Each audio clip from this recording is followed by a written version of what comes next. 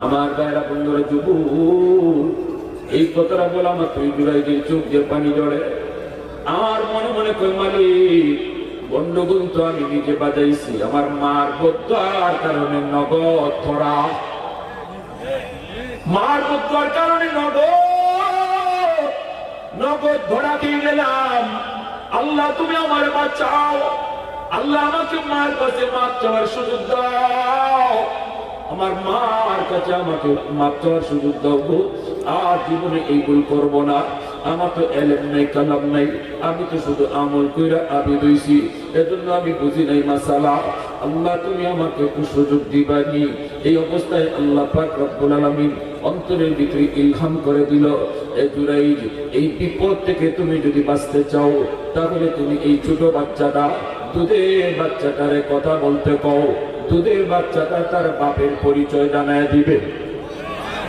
আওয়াজ দিয়ে কন্যা সুবহানাল্লাহ, আরে কি করে কন্যা সুবহানাল্লাহ। পৃথিবীতে 3টা দুধের বাচ্চার কথা কইছে রে যুবক, পৃথিবীতে 3টা দুধের বাচ্চার কথা কইছে।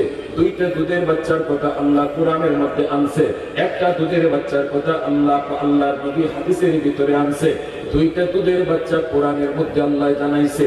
এক হলো ঈসা নবী, মরিয়মের কুলের মধ্যে তাইকা এলাকার মানুষেরা যখন বলছিল, মরিয়ম, এই বাচ্চা পাইলা তুমি কোত্থেকে? তোমার তো বিয়ে হয় নাই, বাচ্চা আসলো তোমার কোত্থেকে? তখনই মরিয়ম আলাইহিস সালাম ইশারা দিয়ে কইছিলেন, আমি কথা বলবো না, আমি রোজা রাখছি। যদি প্রশ্ন করতে চাও, আমার দুধের বাচ্চারে প্রশ্ন করো। ফাআশারাত ইলাইহি, মরিয়ম আলাইহিস সালাম ইশারা দিতেছেন, বলছেন তো আমি কথা বলবো না, এদিকে ইশারা করেন। এই বাচ্চা কোত্থেকে আইছে? বাচ্চারে দিবাও। এলাকার মানুষেরা কই, মরিয়ম, এই দুধের বাচ্চারে কেমনে প্রশ্ন করবো? দুধের বাচ্চা কেমন করে জবাব দিবে?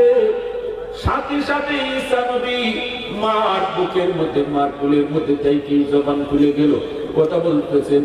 ক্বালা ইন্নী আব্দুল্লাহ আতানিয়াল কিতাবা ওয়া জাআলানি নাবিয়্যা।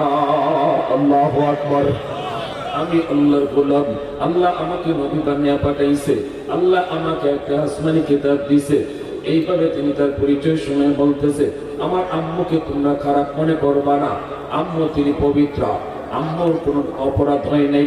আমি আল্লাহর পক্ষ থেকে, আল্লাহ আমাকে বাপ ছাড়া দুনিয়ায় পাঠাইছে। আল্লাহু আকবার। জোরে কও, এটা আল্লাহ চাইলে পারে কি পারে না?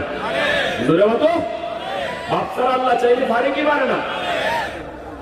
আরেকটা দুধের বাচ্চার পরিচয় পবিত্র কোরআনে সূরা ইউসুফের মধ্যে আল্লাহ পাক রব্বুল আলামিন জানাইছে, ইউসুফ নবীকে যখন জুলেখা 7টা গেটের ভিতরে নিয়ে ঢুকাইছে, এরপরে যখন ইউসুফ নবীর সাথে অন্যায় করতে চাইল, অপরাধ করতে চাইল, ইউসুফ নবী কয়, আল্লাহ আমাকে তুমি বাঁচাও। আল্লাহ পাক কয়, তোমার যতদূর সাধ্য আছে এতদূর তুমি চেষ্টা করো। ইউসুফ নবী দৌড় দিয়ে দরজার কাছে আসলেন, আল্লাহ অত দরজা খুলে দিলেন, তালাগুলাকে আল্লাহ খুলে দিলেন। এইভাবে 7টা গেট তিনি পার হলেন। এরপরে যখন 7 গেট পার হয়ে বের হয়ে আসেন, আইসেই দেখেন জুলেখার স্বামী সামনে দাঁড়ানো। জুলেখাও পড়ছে বিপদে, ইউসুফ নবীও পড়ছেন বিপদে। স্বামী তো অবাক হয়ে গেছে। স্বামী কয়, ঘটনা কি?